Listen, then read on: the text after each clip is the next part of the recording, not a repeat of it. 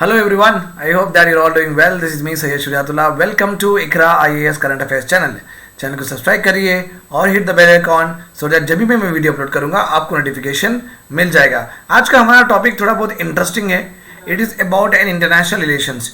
इसमें अभी भी इंटरनेशनल रिलेशंस आते हैं तो मैं भी बहुत एक्साइटेड हो जाता हूँ क्योंकि बहुत अच्छी चीज़ें मालूम होती हैं किस तरीके से जियो पॉलिटिक्स नथिंग बट उसका मतलब है कि जोग्राफी, लाइक इंडिया एक जोग्राफी है, चाइना एक जोग्राफी है, सेंट्रल एशिया एक जोग्राफी है, यहाँ की पॉलिटिक्स किस तरीके से चल रही है, मीन्स कौन किसको सपोर्ट कर रहा है, कौन किसके रेजोल्यूशंस को रिजेक्ट कर रहा है, किसके दबाव पे एक्सेप्ट कर रहा है, किसके पास कितना इकोनॉमिक पावर है, किस तरीके से एक कंट्री दूसरी कंट्री के ऊपर हावी हो सकती है, एक्सेट्रा। ये सब चीज़ें मालूम होती हैं। ओके, सो अभी दिस बिकम्स वेरी इंटरेस्टिंग। अगर आप इंटरनेशनल रिलेशंस पढ़ते हैं तो वो बहुत और अच्छे से आपको you the more you dig deeper उससे और you will get more knowledge और आपको अच्छा भी लगने लगेगा। तो मेरा भी एक फेवरेट सब्जेक्ट है वो, one of the favourite subject की इंटरनेशनल रिलेशंस। तो आज के टॉपिक में हम पढ़ने वाले हैं म्यांमार और एक गाम्बिया, दो कंट्रीज हैं। म्यांमार तो आपको पता ही है अपने से बॉर्डर शेयर करता है, अरुणाचल प्रदेश, त्रिपुरा, मिजोरम से शेयर करता है बॉर्डर और मणिपुर से भी शेयर करता है। फाइन, तो Myanmar you know that very well.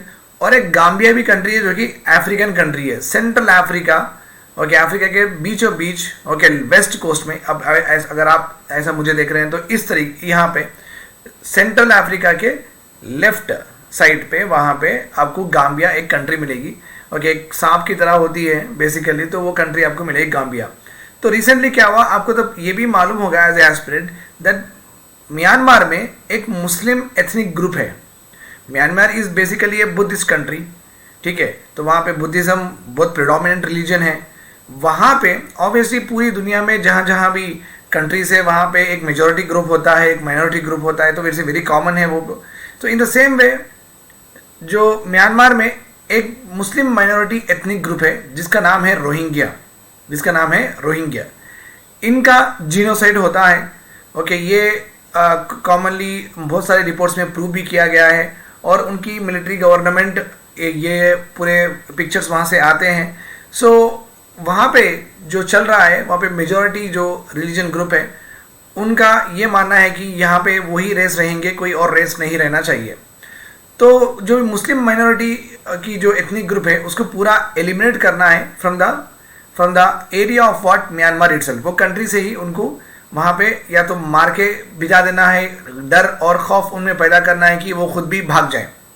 And वो हो भी रहा है। म्यांमार से जो भी भाग जा रहे हैं, ये म्यांमार की मिलिट्री गवर्नमेंट से बचने के लिए जो भी रोहिंग्या मुस्लिम्स भाग जा रहे हैं वो बांग्लादेश के पास एक आइलैंड है वहाँ पे रुके हुए हैं। कहीं अभी ये भी सुनने में आता है आपको कि इंडिया में भी दिल्ली में रिसेंटली दो दिन पहले होम मिनिस्ट्री ने जो भी रोहिंग्या रिफ्यूजीज हैं उनके लिए शेल्टर होम बनाएंगी, इस तरीके का न्यूज़ आया था। वो अफवाह है या नहीं है आप कमेंट सेक्शन में बताइए।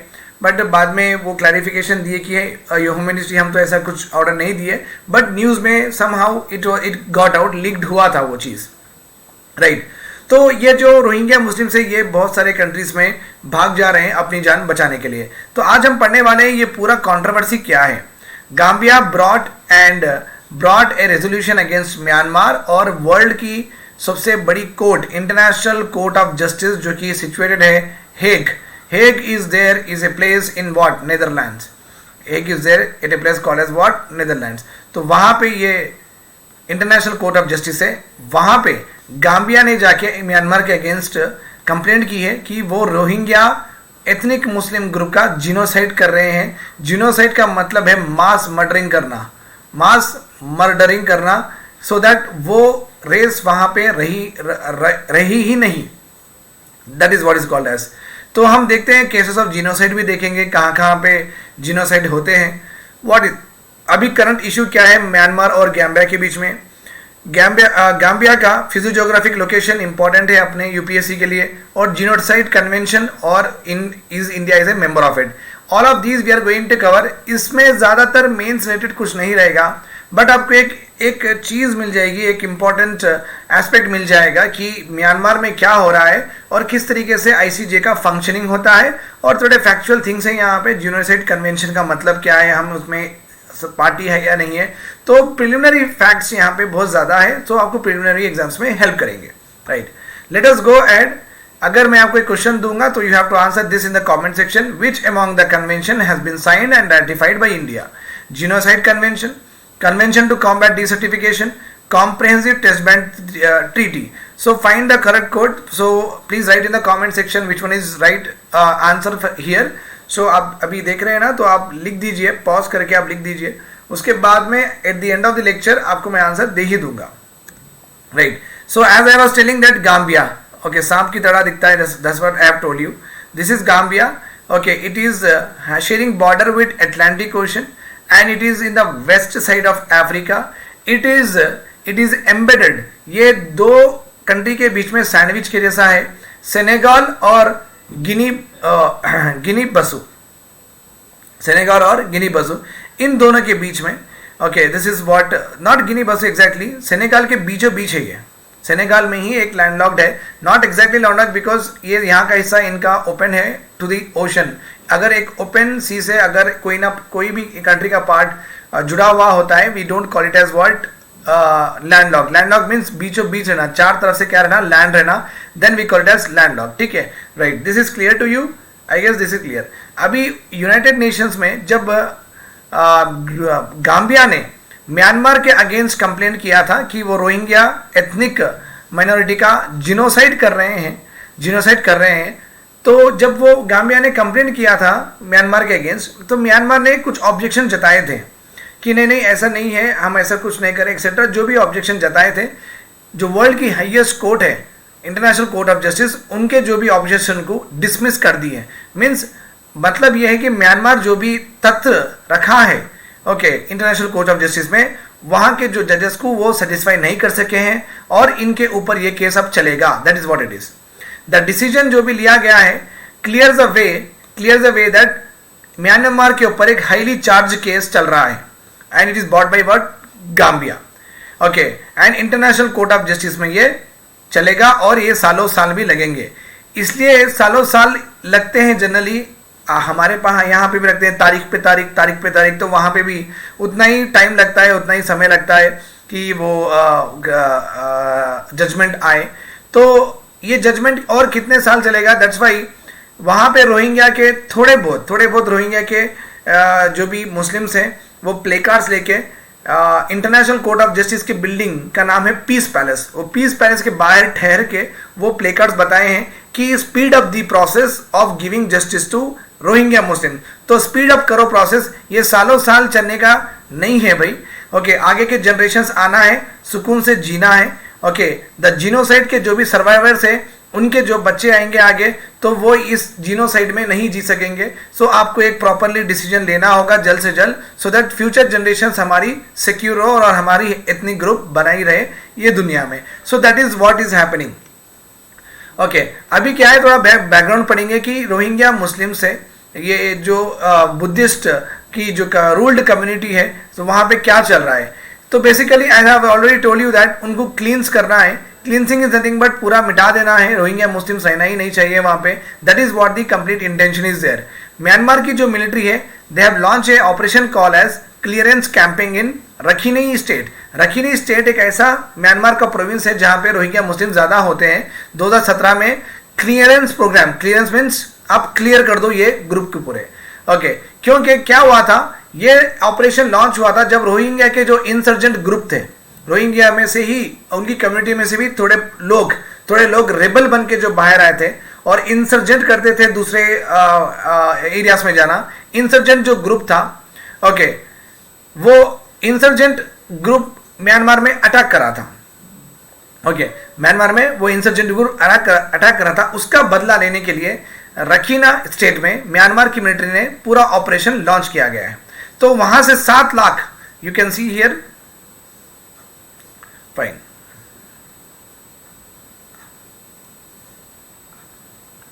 7 lakh Rohingya Muslims fled into the neighbouring Bangladesh and Myanmar में वो चले गए हैं। एंड म्यांमार की मिलिट्री से ये भी आरोप है कि they are accuse of mass rapes, killings and torturing thousands of Rohingya Holmes.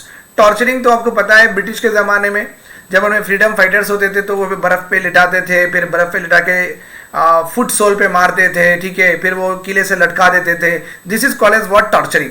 तो टॉर्चर भी करते थे. तो ये सब देख के Gambia is Muslim country only, predominantly Muslim country, तो उनको बहुत तकलीफ हुई कि हमारी एक मुस्लिम कंट्री इस तरीके से हो रही है. तो उन्होंने लेके आया है, गाम्बिया ने लेके आया है ये पर्टिकुलर ओके एक case against what, Myanmar. Okay, और amid international outrage at the treatment of Rohingya, Gambia was the first country to file a case in the World Court नवंबर 2019 में, alleging that Myanmar is violating the genocide convention. जो genocide convention के जो signatory है, genocide जो नहीं करना बोल के लिखा हुआ है, जो कि कन्वेंशन के मेंबर रहते हुए भी Myanmar is carrying what violating genocide convention, और वो जीनोसाइड कर रहा है. The nation also argue that both Gambia and Myanmar और ऑल्सो द पार्टीज. ये गाम्बिया ने ये भी बोला कि हम भी और म्यांमार दोनों भी आईसीजे के मेंबर्स हैं, तो हम एक दूसरे के अगेंस्ट केस ला सकते हैं. ठीक है, तो Gambia predominantly, as I've told you that, is a Muslim country. Okay, it is backed by 57 member country of Organization of Islamic Cooperation. OIC से बैक की गई हुई ये एक कंट्री है. बट गाम्बिया के परसों प्रेसिडेंट ने ये कहा है कि हम प्रॉक्सी नहीं है OIC के, हम उनके बिहाफ पे काम नहीं कर रहे हैं, ये हमारा इंडिपेंडेंट केस है और हम इंडिपेंडेंटली लड़ेंगे.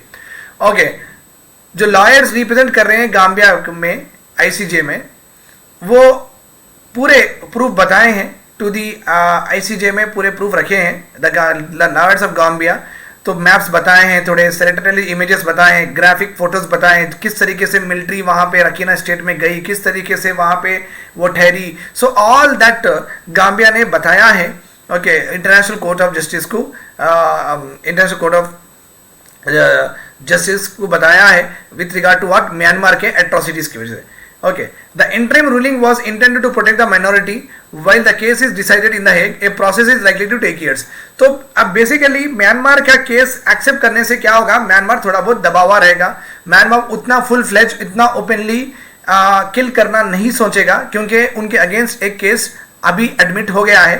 तो ये रूलिंग से at least international court of justice ने ये किया है कि अभी जो इन जीनोसाइड होंगे वो इतना ज़्यादा नहीं होंगे, थोड़ा बहुत वहाँ पे हाल्ट आएगा. ओके, म्यांमार का रिस्पॉन्स बहुत ठंडा रिस्पॉन्स था. म्यांमार ने क्लियरली बोल दिया है कि ये गाम्बिया जो भी कर रहा है वो OIC के व्हाट बिहाफ पे कर रहा है. तो ये इंटरनेशनल कोर्ट ऑफ जस्टिस में मेंबर कंट्री एक दूसरे के अगेंस्ट केस करते हैं, एक ऑर्गेनाइजेशन और एक कंट्री के अगेंस्ट नहीं होता है. इस तरीके से म्यांमार ने जवाब दिया है. म्यांमार ने यह भी कहा है कि गाम्बिया को म्यांमार से कुछ रिलेशन ही नहीं है, ये इशू से उनको कुछ रिलेशन नहीं है, वो क्यों यहाँ पे टांग अड़ा रहे हैं. That is what the Myanmar also told. Okay, but international court of justice में ये केस इसलिए कॉम्प्लिकेटेड हो गया है क्योंकि एक मिलिट्री कूप हुआ था. आपको तो ये पता है कि ये वेरी वेरी फेमस लेडी है जिसका नाम है ऑंग यांग Suu Kyi, you might be aware of her. Okay, ये डेमोक्रेटिकली इलेक्ट हुई, सो एक वहाँ पे उनकी प्रेसिडेंट बनी थी. तो इनको ही वो लोग उतार के म्यांमार की मिलिट्री खुद अभी रूल कर रही है म्यांमार में. तो इनको अभी रिसेंटली जेल में भी डाला गया है because of some corruption charges और so and so forth. Okay, कुछ हुआ है तो उनको जेल में भी डाला है. तो आप समझिए कि एक प्रेसिडेंट को पावर से निकाल के फिर वहां जाके बैठ जाना. Okay, that is what now Myanmar में है. एक मिलिट्री की गवर्नमेंट है, military install government.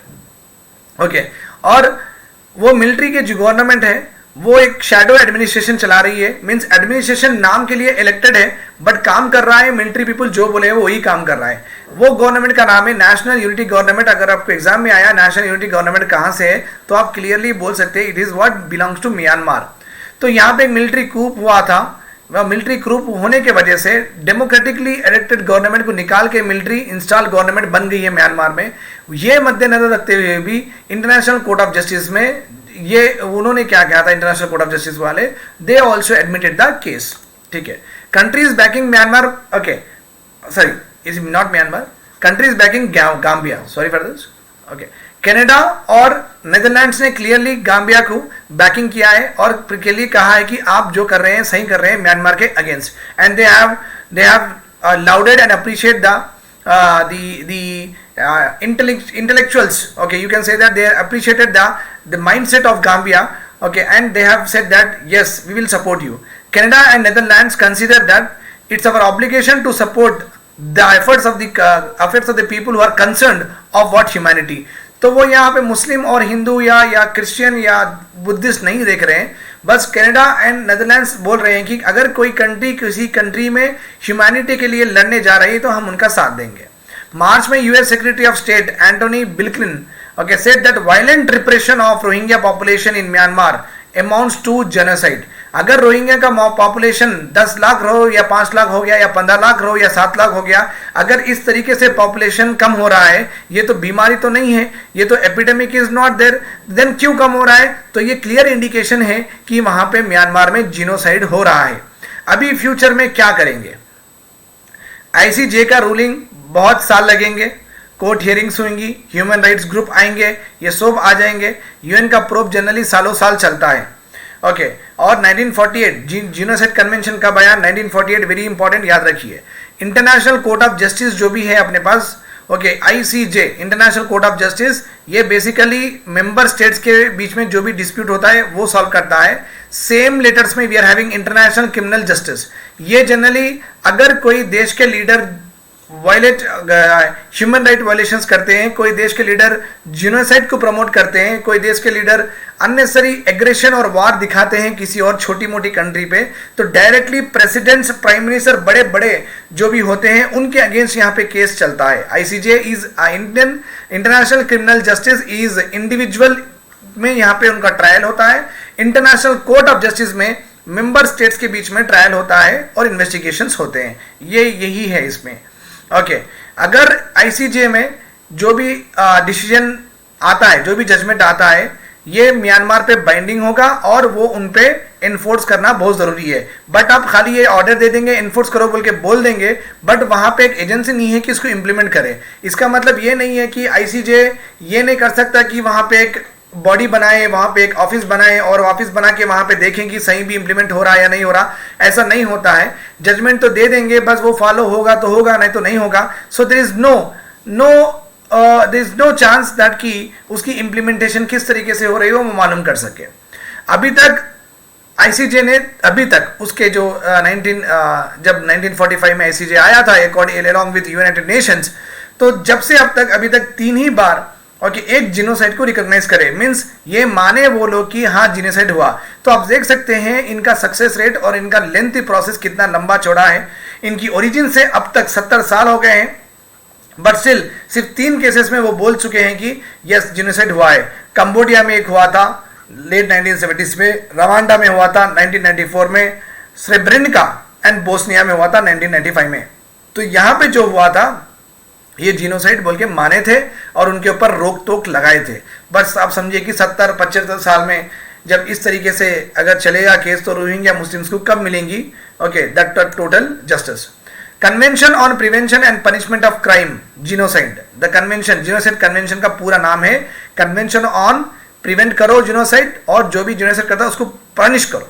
Okay so it has been signed and ratified by India. Okay पहला आर्टिकल है जीनोसाइड कहाँ पे भी हो रहा है वहां पे प्रिवेंट करना, नहीं होने देना, और जो जीनोसाइड कर रहे हैं उनको पनिश करना। दूसरा आर्टिकल है आर्टिकल 5 कि हर देश ये जीनोसाइड कन्वेंशन में जो जो भी प्रोटोकॉल्स है, जो जो भी सेक्शंस है, उसको एक लॉ के थ्रू बना के अपने कंट्री में इंप्लीमेंट करना। ओके आर्टिकल 6 बोलता है कि जो जो भी जीनोसाइड में रिस्पॉन्सिबल है उनका ट्रायल होना चाहिए और उनको प्रॉपरली सजा मिलनी चाहिए। Right. This is what it is all about Gambia, Myanmar और Genocide Convention. So factual preliminary information बहुत इंपॉर्टेंट है यहाँ पे, तो उस पे ऊपर ध्यान दिए। बाकी का पूरा जियोपॉलिटिक्स आप समझ ही सकते हैं कि ये over a process of period of time आप पूरी वर्ल्ड की जो भी पॉलिटिक्स हो रही है वो समझ सकते हैं। एक ही दिन में इंटरनेशनल रिलेशंस नहीं होता है, over a period of time, over a period of अच्छे से हर चीज़ डेवलप होती है। Right. So continue watching lectures. Thanks a lot for watching me and do share and subscribe, और आपके सब दोस्तों को आप भेजिए जो भी प्रिपेयर हो रहे हैं। Bye bye, take care, have a nice day.